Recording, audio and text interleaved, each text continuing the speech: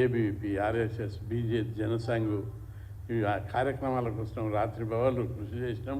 ఆ తర్వాత నేను బీసీ ఉద్యమాలతోటి అందులో బిజీగా ఉండిపోయాను. ప్రస్తుతం భారతీయ జనతా పార్టీ పిలిచి నా బీసీ ఉద్యమాన్ని గౌరవించారు.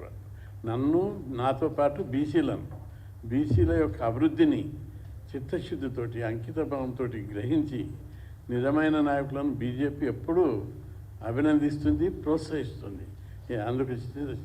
అందుకు నేనే తార్కాణం. రెండవది, ఇప్పుడు ప్రధానమంత్రి నరేంద్ర మోడీ ఒక యోగి, బీసీ వర్గానికి, ఆయన బీసీ కాదని కొందరు వాళ్ళు చెప్పారు, ముఖ్యమంత్రి రేవంత్ రెడ్డి గారు. వాళ్ళు ఒరిజినల్ బీసీ జాబితాలో ఉండేటోళ్ళ దాంట్లో 2 రకాలు ఉంటారు. ఈయన చేతి వృత్తులకు చెందినటువంటి వాడు, కులవృత్తి, గాంధ కులం, పైగా బీసీల పట్ల అంకితభావం ఉన్నటువంటి నాయకుడు. ఎప్పుడు కలిసిన కృష్ణయ్యజీ ఆగే బడో ఫైట్ కరో అంటాడు.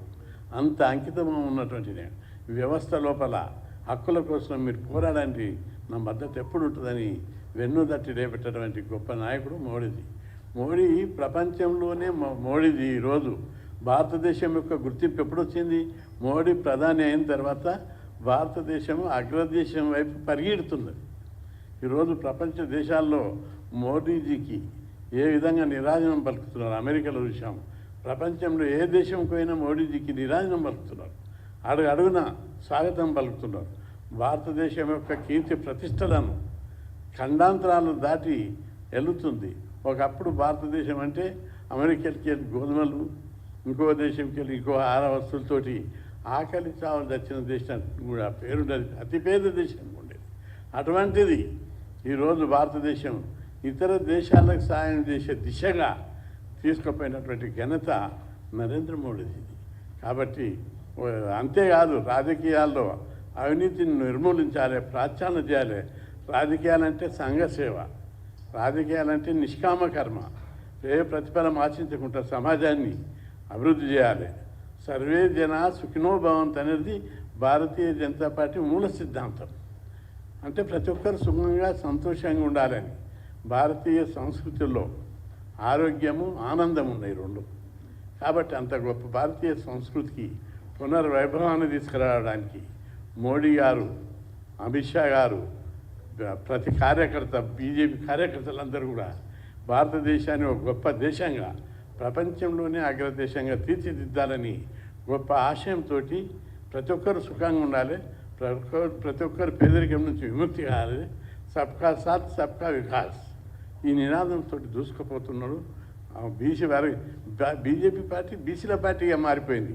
బీసీలకే నాయకత్వాన్ని ఇచ్చారు, మోడీజీకి నాయకత్వాన్ని ఇచ్చారు, ఉపరాష్ట్రపతిని బీసీలకు ఇచ్చారు, ఒక ట్రైబల్ లేడీని రాష్ట్రపతి చేశారు. ఏ పార్టీ అయినా 76 ఏళ్ళల్లో ఏ పార్టీ అయినా చేసిందా ప్రధానమంత్రిని? బీసీల యొక్క ఆశయం ఏమిటి? మనం అందరం ఉద్యమాలల్లో ఈ దేశానికి బీసీ ప్రధాని కావాలని కోరుకున్నాం, ఉద్యమాలు చేసినాం, ఢిల్లీలో ధర్నాలు చేసినాం, వేలాది మందిని తీసుకుపోయి పార్లమెంటును ముట్టడించినాం. గతంలో అనేక ఉద్యమాలు చేసినాం, కానీ ఎవ్వరూ స్పందించలేకపోయారు. బీజేపీ పార్టీ బీసీని ప్రధానమంత్రిని చేసిందంటే వాళ్ళ కులము, వర్గం, పేద వర్గాల నుంచి వచ్చాడు, పేద కులం నుంచి వచ్చాడు. కాబట్టి మోడీ యొక్క నిజాయితీపరుడు, నిస్వార్థపరుడు, ఒక యోగి, ఒక ఆస్తి లేదు, కుటుంబం లేదు, ఇల్లు లేదు, వాకిల్ లేదు, మొత్తం భారతదేశ ప్రజలైన ఆస్తి అనేటటువంటి గొప్ప యోగి మోడీ భారతదేశానికి ప్రధానమంత్రి కావడము భారతదేశం యొక్క అదృష్టం. అట్లాంటి మోడీ నాయకత్వంలో దేశమంతటా మోడీ హవా నడుస్తుంది. తెలంగాణలో కూడా వచ్చే రాజ్యం బీజేపీదే. కాబట్టి తప్పనిసరిగా ఈ పట్టభద్ర నియోజకవర్గం, టీచర్ల నియోజకవర్గం ఎన్నికల లోపల మన బీజేపీ పార్టీ అభ్యర్థులను గెలిపించాలని చెప్పి నేను అందరికీ విజ్ఞప్తి చేస్తున్నాను. బీజేపీ పార్టీ శకం మీరు చూశారు, మొన్న మహారాష్ట్రలో ఎట్లా ప్రజలందరూ తీర్పిచ్చారు, హర్యానాలో ఎట్లా తీర్పిచ్చారు, అదేవిధంగా ఢిల్లీలో ఎట్లా తీర్పిచ్చారో అందరు రియలైజ్ అయ్యారు. ప్రజలందరూ ఈరోజు రాజకీయాలంటే స్వలాభం అనేది దాంతో బ్యాడ్ కల్చర్ వచ్చింది. అటువంటి దాన్ని మోడీజీ రాజకీయాలకే నిర్వచనం మార్చాడు. సంఘసేవ, దేశంలో పేదరికం నిర్మూలించడము, అందరు సుఖంగా సంతోషంగా ఉండడము. ఇది ఒక ధర్మభూమి, కర్మభూమి భారతదేశం. అట్లాంటి పూర్వ వైభవాన్ని తీసుకురావాలి. ఇక్కడ రాముడు పుట్టిన, ధర్మరాజు పుట్టినటువంటి దేశం ఇది.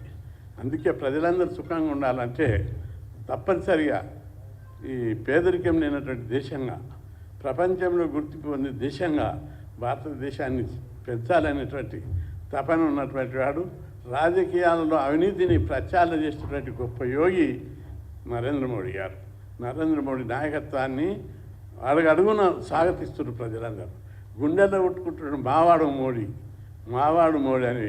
గుడిసెలు ఉన్నోళ్ళు కూడా మోడీని, గుడిసెలు ఉన్న నుంచి బంగ్లా దాకా, బంగ్లాలో ఉన్న వాళ్ళు కూడా ఏమనుకుంటున్నారు, ప్రధానమంత్రి ఇంత నిజాయితీపరుడు ఉండాలి, రాజకీయాల్లో నిజాయితీ ముఖ్యం, నీతి నియమాలు ముఖ్యం అని బంగ్లాలో ఉన్నోళ్ళు.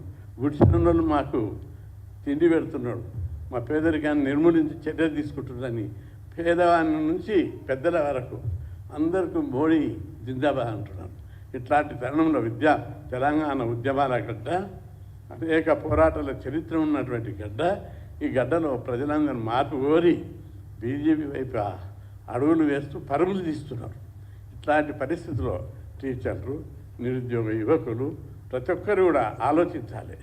వ్యక్తులు ముఖ్యం కాదు, పార్టీ ముఖ్యం. పార్టీ ద్వారా ఏదైనా ప్రభావితం చేస్తాం. ఢిల్లీ ప్రజలందరూ ఎట్లా చేశారు, పార్టీ ముఖ్యమని చెప్పి తీర్పిచ్చారు. బీజేపీ పార్టీ ఉంటే మా అందరి బతుకులు బాగుపడతాయి, మారుతాయి. 10 ఏళ్ల కాలం లోపల ఢిల్లీ ముఖ చిత్రాన్ని మారిపోతుంది. గతంలో పాలించిన వారంతా మాకు కాలుష్యం అయిపోయింది. ఢిల్లీ పేదరికం నిర్మూలించలేకపోయారు. ఇప్పుడు బీజేపీ పార్టీ ఉంటే కేంద్రం నుంచి బడ్జెట్ వస్తాయి, నిధులు వస్తాయి, సపోర్ట్ దొరుకుతుంది. ఒకవైపు మోడీ లాంటి నాయకుడితోటి ఇక్కడ కూడా సమర్థవంతమైన, నీతివంతమైన నాయకత్వం పెరుగుతుంది. పాలన లోపల చాలా సమర్థవంతులు, నిజాయితీపరులను తీసుకొచ్చేటందుకు ఆయన పద్ధతి ప్రకారం తీసుకొని వస్తున్నాడు. ఒక సామాజిక సామరస్యం చెడిపోకుండా ఒక పద్ధతి ప్రకారం సమాజంలో విప్లవాత్మకమైనటువంటి మార్పులకు మోడీజీ శ్రీకారం చుడుతున్నాడు. దీన్ని మనం అందరం స్వాగతించాలి. ప్రతి ఒక్కరి మీద మన మీద సాంఘిక నైతిక బాధ్యత ఉంది. ఒక వ్యవస్థ నిర్మాణం లోపల విద్యావంతులు, మేధావులందరూ మోడీ ముఖం చూసి ఓట్లు వేయవలసిన అవసరం ఉంది.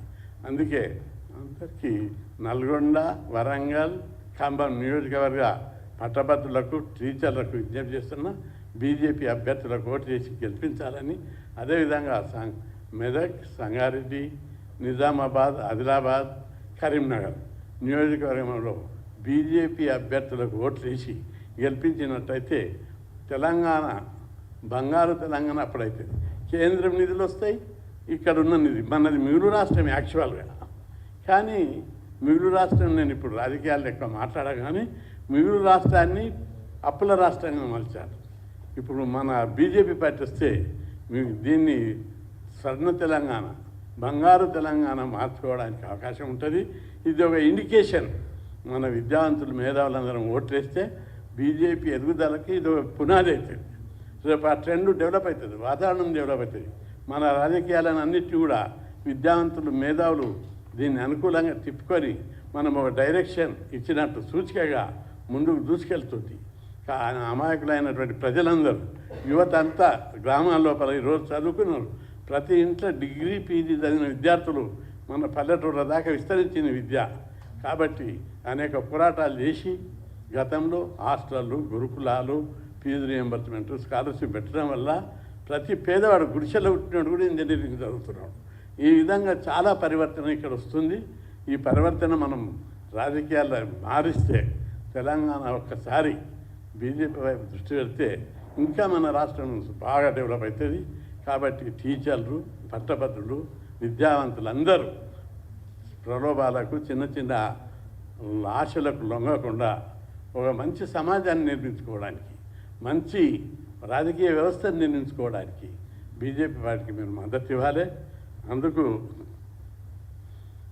పట్టభద్రుల నియోజకవర్గం, కరీంనగర్, మెదక్, హైదరాబాద్లో చిన్న మైల్ అంజిరెడ్డి గారికి, అదేవిధంగా టీచర్స్ దానికి మల్కా కొమరయ్య, ఆయన మంచి విద్యావంతుడు. అదేవిధంగా నల్గొండ, వరంగల్, ఖమ్మం నుంచి నరోత్తమ్ రెడ్డి గారిని, ఇంకా బీజేపీ తరపున ఉన్నటువంటి అభ్యర్థులందరినీ ఒక పార్టీకి వ్యవస్థ లోపల యుద్ధంకి వచ్చినప్పుడు అందులో గెలుపు ప్రధానంగా ఉండాలి. అంతేగాని నాకు ఆయన మంచిగా టీ ఇచ్చిండు మర్యాద చేసిండు అనేది కాదు.